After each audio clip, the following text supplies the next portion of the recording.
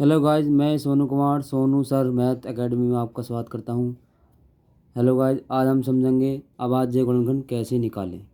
तो देखो भाई, पहले इसकी परिभाषा समझेंगे। अभाज्य गुणनखंड क्या होता है।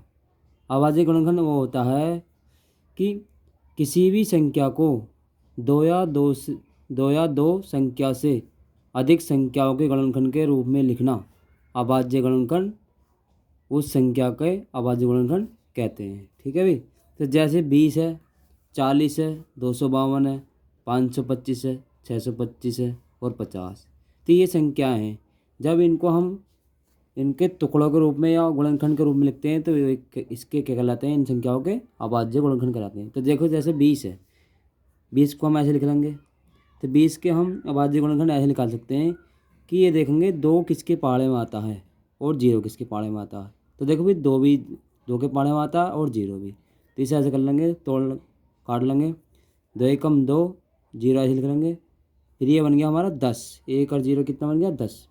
10 को हम ऐसे करेंगे, दो पंजे 10। और 5 हमारा किससे कटेगा, 5 एकम 5, एक बार कटेगा। तो 20 के जो हमारे अभाज्य गुणनखंड हो गए, ये हो गए 2 गुणा 2 गुणा 5 और गुणा 1। ठीक, ये सभी जो इसके गुणनखंड है, ये सभी क्या है, इसके अभाज्य गुणनखंड है किसके, 20 के। इसी प्रकार हम 40 के निकाल सकते हैं। तो आइए 40 के निकालते हैं। देखो भाई, हम 40 के पहले वाली संख्या को देखेंगे या लास्ट वाले को, इकाई का अंक को। तो देखो भाई, जो हमारा इकाई का अंक या दहाई का अंक जिसके पाड़े में आएगा उसी से हम काट लेंगे। तो देखो, दो के पाड़े में 4 आता है, तो 2 से काट लेंगे, 2 दूनी 4, जीरो ऐसे लिख लेंगे। 2 एकम 2, जीरो ऐसे लिख लेंगे।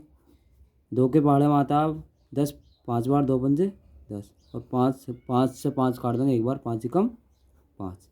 तो 40 के हमारे अभाज्य गुणनखंड कैसे हो गए, ये हो गए 2 गुणा 2 गुणा 2 गुणा 5 गुणा 1। तो 40 के ये सभी क्या हमारे अभाज्य गुणनखंड है। इसी प्रकार हम 500 252 का निकाल सकते हैं। तो देखो भाई, 2 एकम 2 है, इकाई का अंक इसका कितना है, 2। और ठीक है, तो इन सभी संख्याओं का हम गुणनखंड इस प्रकार से निकालेंगे कि हम सबसे पहले देखेंगे इनका इकाई का अंक क्या है। तो इसका इकाई का अंक कितना है, 2। ठीक है भाई। तो 2, ये 2 के पाड़े से कट जाएगा। 2 एकम 2, 2 दूनी 4, 4 आ गया। 4 को इसमें से 5 में घटा लो, कितना बचा, एक कर लिया। यहाँ पे कितना हो गया, 12। ये 1 और 2 3 नहीं होगा, ये 12 ही होगा। तो 2 के पाड़े में 12 कितनी बार आता है, 2 छक्का 12। फिर काटो, देखो 2 के पाड़े में 12 भी आ जाएगा और 6 भी आ जाएगा। तो 2 छक्का 12, 2 तिया 6। अब भी देखो, ये बन गया 63। ये बताओ, देखो इकाई का अंक कितना है इसका, 3। तो 3 के पहाड़े में आता है 3, तो 3 से काट लो, 3 इन दूनी 6, 3 एकम 3। और अब देखो, ये बन गया 21। 3 के पहाड़े में आता है 3 सत्ते 21 और 7 एकम 7।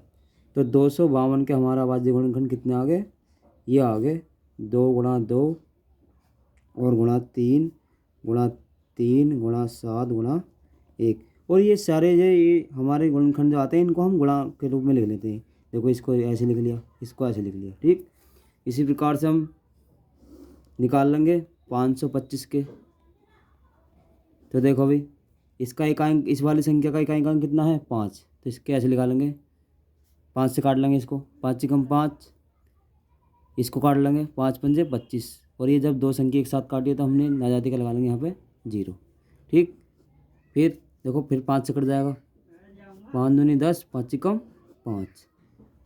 फिर देखो 21 बन गया, 3 सत्ते 21, 7 एकम 7। तो देखो, इसके अभाज्य गुणनखंड कितने आ गए, ये आ गए 525 के।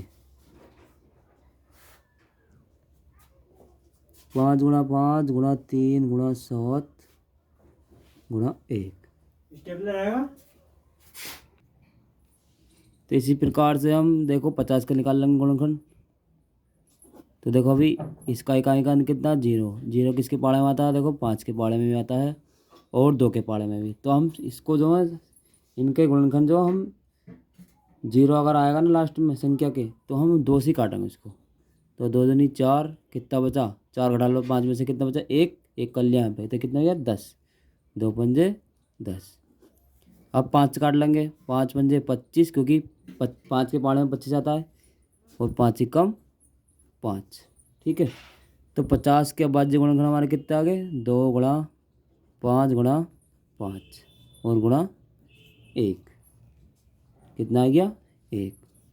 तो इसी प्रकार से हम इन सभी संख्याओं का, किसी भी संख्याओं का हम अभाज्य गुणनखंड निकाल सकते हैं। और ऐसी वीडियो देखने के लिए हमारे चैनल को लाइक करें एंड शेयर करें। Thank you.